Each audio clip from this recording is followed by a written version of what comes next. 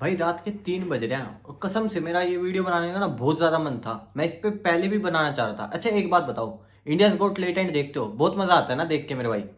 मेरे को भी बहुत मज़ा आता है, पर मैं दिल से चाहता था बैन हो जाए। बैन हो जाए इंडियाज गोट लेटेंट। और तुम्हें पता है इंडियाज गोट लेटेंट ने कितनी बड़ी कंट्रोवर्सी कर दिया, मतलब जो कि एक्सपेक्टेड था कि भाई ऐसा कुछ सीन होएगा इन फ्यूचर।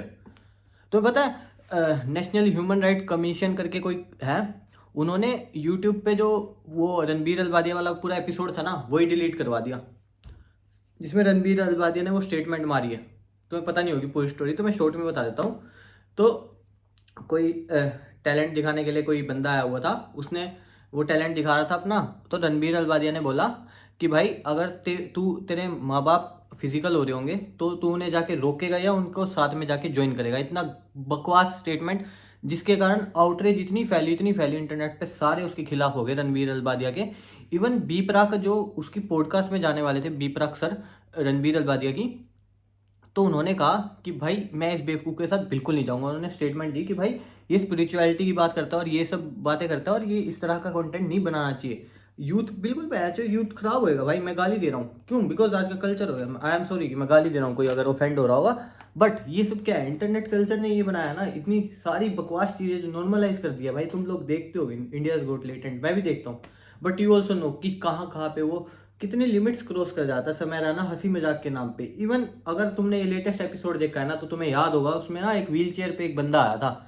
व्हील चेयर वाला जो बंदा था ना, उससे समय रहना क्या बहन जो कितना चूतिया इंसान है ना, क्या क्वेश्चन पूछ रहा है कि भाई मैं जैसे यहाँ पे कोई अपाहिज लोग आते हैं, डिसेबल्ड लोग आते हैं, तो मैं उनका मजाक उड़ाता हूँ, तो मुझे मजाक उड़ाना चाहिए या नहीं? दैट इसकी बंदे की स्टेटमेंट इस समय रहना की। और वो बंदा सामने से बोलता है कि अगर वो लेटेंट पे आया है तो बंदा, उसको उसको पता है ना कि मजाक उड़ेगा, अगर नहीं उड़वाना तो इंडिया को टैलेंट में चला जाएगा। एंड समय रहना करता है ठीक है ठीक है, उसके बाद वो मजाक उड़ाता है भाई उसका, काफी बेफालतू के जोक्स, डार्क जोक्स। एंड भाई इससे भले ही कॉमेडियंस का पेड़ भर रहा है, भाई समय रहना बहुत क्रेजी चीज कर रहा है। I do enjoy his show. Even मैं भाई जेनजी हूँ भाई, मैं 24 साल का हूँ, मैं 2001 को पैदा हुआ था। I do enjoy his show, but you know bench और बहुत गंदी लिमिट क्रॉस करता है भाई वो बंदा। तुम बैंच तुम देखते हो ना इंडियाज गोट लेटेंट, मैं भी देखता हूँ भाई। बहुत गांड फाड़ है भाई बंदा, क्यों? मतलब मैं ना दिल से चाहता हूँ भाई ये शो ना बैन हो जाए भाई। समय रहना भाई कर कॉमेडी कर दे, तो there should be a limit भाई। वो बैंच ब्रांड्स को ही नहीं छोड़ता और इस करके वो चढ़ भी रहा है भाई। केबीसी वाले उसको बुला रहे हैं, ठीक है। रणबीर अलबादिया को नरेंद्र मोदी जी मिल चुके हैं, और रणबीर अलबादिया की स्टेटमेंट, अगर तुमने मेंबर्स ओनली पे वो एपिसोड था, तुम्हें इंटरनेट पे मिल जाएगी उसकी क्लिप। भाई तुम 10वीं 12वीं छठी 7वीं 8वीं तुम अभी पढ़ रहे हो भाई, बहुत नॉर्मलाइज, बहुत बकवास चीज़ें नॉर्मलाइज हो चुकी हैं। मेरी एक सब्सक्राइबर है, उसने मेरे को उसकी स्टोरी में तुम्हें सुनाऊंगा। शी शेड कि मेरे को एक प्रॉब्लम हुई है। उसने अपनी कहानी सुनाई कि वो 8वीं क्लास में थी और 11वीं के एक बच्चे ने उसको सेट कर लिया था and a good physical.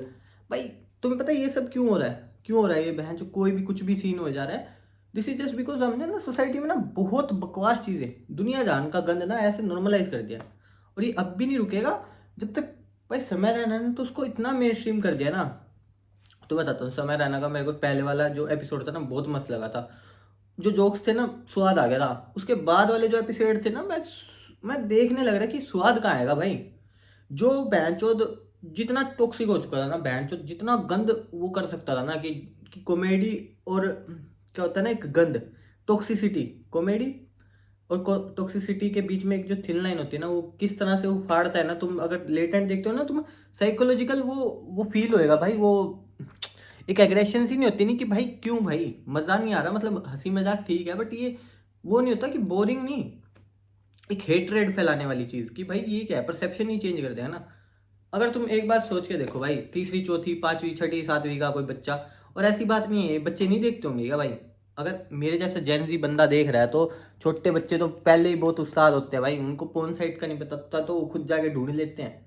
Latent तो फिर भी इंटरनेट पे कहीं भी कोने पे मिल जाएगा, टेलीग्राम, डेली मोशन, ये कहीं भी भाई इंटरनेट पे, यूट्यूब पे ही अपलोड कर देते हैं सीन काट काट के।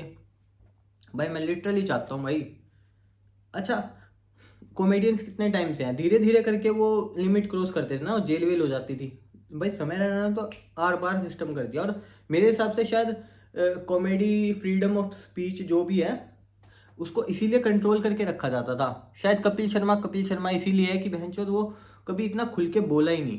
कपिल शर्मा फैमिली टाइप की कॉमेडी करता ही रह गया, और इसलिए वो आज की डेट में अगर देखा जाए तो इरेलीवेंट भी हो गया। नेटफ्लिक्स पे कौन ही देखता है।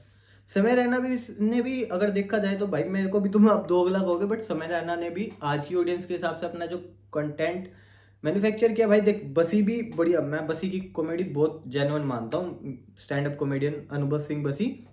बट समय रैना ना मार्केट की डिमांड देखी एक तरह से कि बच्चे ना डार्क ह्यूमर के बहुत भूखे हैं, तो उसने जो उस पर मोनेटाइज किया है, अमेजिंग भाई।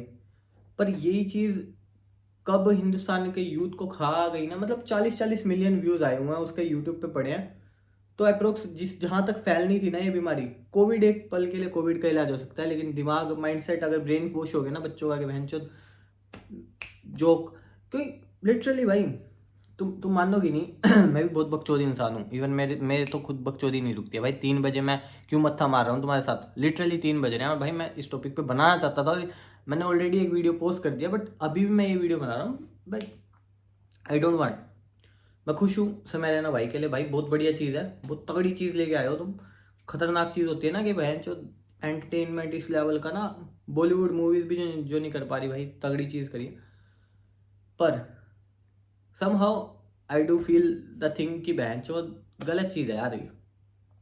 बच्चे बिगड़ेंगे, मैं नहीं चाहता बहन चो आगे जाके जो पीढ़ियाँ हैं भाई, मेरा कोई वो नहीं, बट वो ये सब जोक्स बहुत बहुत बेफिजूल के जोक्स। तुम स्कूल में जा रहे हो, बच्चे एक दूसरे पे ये कमेंट मारेंगे कोई भाई।